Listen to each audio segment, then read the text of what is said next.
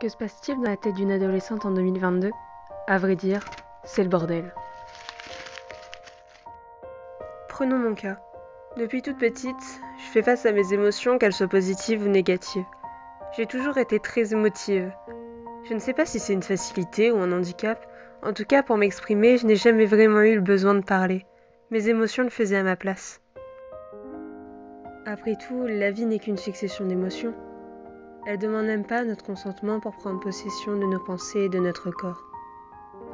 Même si elles font partie de nous, certaines personnes préfèrent les repousser. Et quand j'y pense, c'est peut-être ça qui m'inspire. Les émotions, c'est tellement complexe, nous sommes définis par celles-ci. Pour ma part, je dirais qu'elles me fascinent, elles me font peur. Je les dessine, je leur associe des couleurs. Elles nous contrôlent plus que nous les contrôlons, et nous font faire ou dire des choses qu'une minute après nous pouvons regretter. Nous sommes sans arrêt à devoir lutter contre celles-ci, même si c'est agréable de les laisser s'exprimer. Pourtant, la société préfère les faire taire. On pointe du doigt les gens qui les affichent. On dit qu'ils sont trop sensibles, trop bizarres ou encore trop faibles. Pourquoi dit-on cela ? Pourquoi toujours devoir avaler nos émotions ? La colère, la peur, la tristesse et la joie sont les 4 émotions de base. Chacune sont utiles et importantes. Et puis, n'est-ce pas les émotions qui nous rendent humains après tout ?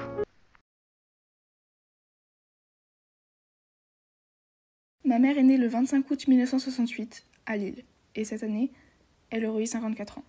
Ma mère, elle aimait voyager, découvrir. Elle aimait dessiner, peindre, créer. Elle aimait l'anglais, la littérature, les langues. Ma mère, elle était courageuse, forte. Elle a combattu jusqu'au dernier moment. Ma mère, le 17 octobre 2011, elle a appris qu'elle avait un cancer du sein. Et le 5 avril 2014, elle en est décédée.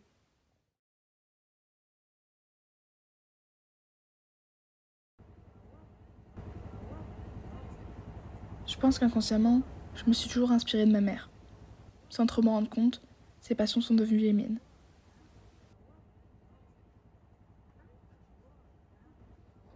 Je m'appelle Alix, je suis née le 4 octobre 2006 et cette année, je vais avoir 16 ans. Je suis passionnée d'art et de littérature. J'aime voyager, écouter de la musique, dessiner, lire, écrire, et j'espère qu'un jour, je serai aussi forte et courageuse que ma mère. Le professeur nous a demandé de faire cette vidéo sur une femme de notre entourage inspirante. J'ai commencé un long processus d'introspection. Qui était mon modèle au quotidien ? Quelle femme dans mon cercle proche m'inspirait ? Et puis finalement, ça m'est apparu comme une évidence. Chacune des femmes de mon entourage est pour moi un modèle. Parce que la femme idéale n'existe pas. Parce qu'avec une seule femme comme modèle, je n'aurais pas pu devenir la personne que je suis aujourd'hui. J'ai choisi de parler de toutes ces femmes incroyables. Les femmes de ma famille sont pour moi des modèles inspirants, car cet héritage qu'elles me lèguent au quotidien est pour moi une source inépuisable de richesse, qui me permet de me construire et d'avancer dans la vie. Elles m'ont tout d'abord appris à parler et à marcher. Mais ce que je retiens surtout, c'est que depuis le début, elles m'ont appris à toujours me montrer intéressée et volontaire, à exploiter mon potentiel et à donner le meilleur de moi-même à chaque instant, à aider et prendre soin des autres, à ne pas accepter l'échec, mais à en tirer parti pour faire encore mieux la fois suivante, à être même dans les temps les plus difficiles, courageuse, forte, à me battre pour mes idées et à faire entendre ma voix. Depuis ma plus tendre enfance, je vois chacune d'entre elles être des femmes incroyables et tracer leur voie. Et cela ne pourrait pas être meilleure source d'inspiration et d'admiration. Alors à vous, femme d'exception présente dans ma vie, le plus grand des merci. Je voudrais dédier cette vidéo à une personne qui a dédié sa vie aux autres, Claudine Gaden, ma grand-mère.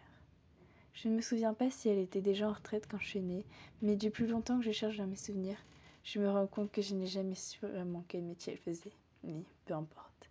Ce petit bout de femme dont je vous parle, qui ne mesurait pas plus d'1,50 m, qui n'assumait pas de porter des vêtements du rayon enfant, était forte en caractère, je vous l'assure. Imaginez-vous cette femme, mais aussi cette mère, cette grand-mère et cette nourrice que les gens pensaient anorexique au vu de son physique, chantant à tue-tête toute la journée, incapable de rester sur place sans rien faire. D'une immense générosité, toujours à l'affût pour aider son prochain, car elle ne savait pas faire autrement. et bien évidemment sans se mettre au premier plan. Protectrice King Leon ne pensait pas qu'il était possible de faire du mal à sa famille. Je voudrais en dire tellement plus, mais 1 minute 30 n'est pas assez malheureusement. Je me souviens très bien de son sourire, toujours collé à son visage quelles que soient les circonstances, sauf quand elle voyait les autres souffrir, car elle savait aussi montrer ses faiblesses. Je n'ai plus revu ce sourire depuis le 16 septembre 2015, quand son cœur s'est arrêté, sans raison. Elle a rejoint les étoiles.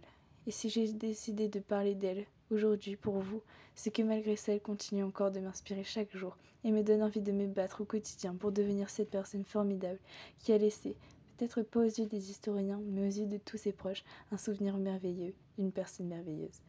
Alors quand je repense à cette question, quelle personne m'inspire le plus? Je suis capable d'y répondre. Grand-maman.